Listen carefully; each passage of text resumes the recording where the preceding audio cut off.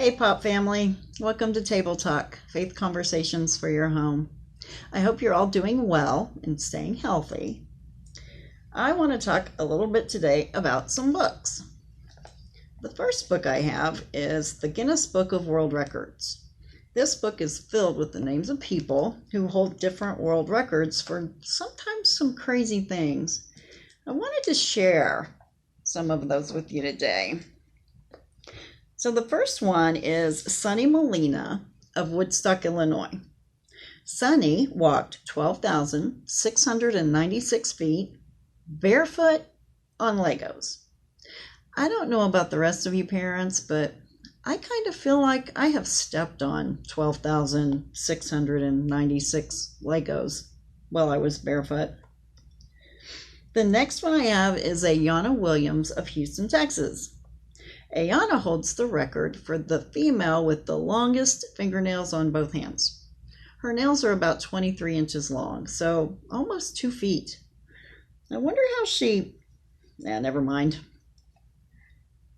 The last one I have is Ken Edwards of Derbyshire, England. Ken holds the record for eating the most cockroaches in 1 minute, 36. The man ate 36 cockroaches in 1 minute. Really? So you get my point. People will do some pretty crazy things to get their name in this book. The next book I have is the Bible. The Bible is filled with God's words written just for us.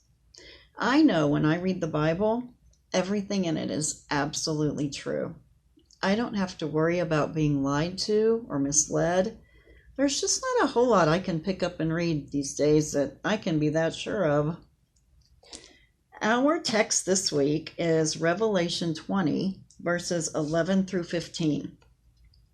In it, John is describing some things that were shown to him about Jesus' return. So if you'd like to follow with me. Then I saw a great white throne, and him who was seated on it. From his presence, earth and sky fled away, and no place was found for them.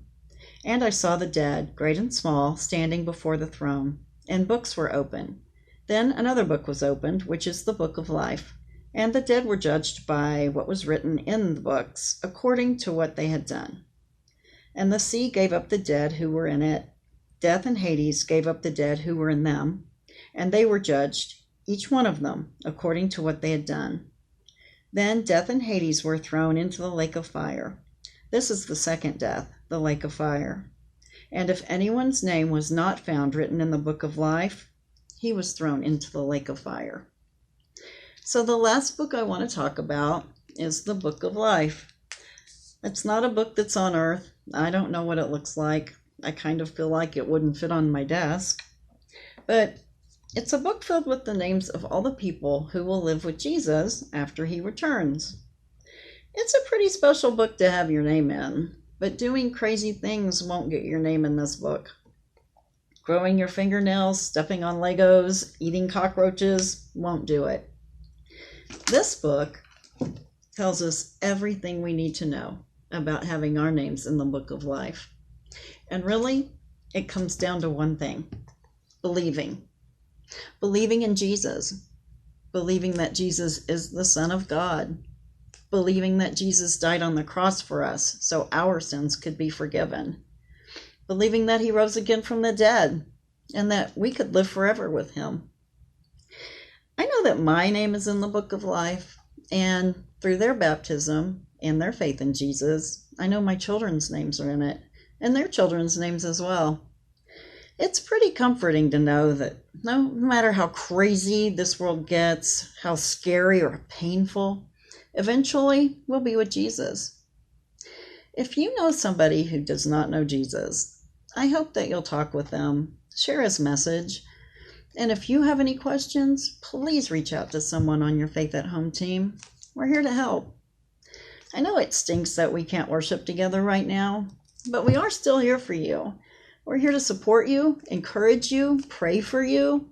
We still have an amazing praise team that leads us every Sunday morning at 8 and 9:30 on YouTube. Pastor Micah does a devotion every morning at 8 o'clock on Facebook. Pastor Dan has a Tuesday morning Bible study. I think that one starts before the sun comes up, so I haven't ever really caught it. However you do it, we encourage you to be in the words of this book as much as you possibly can.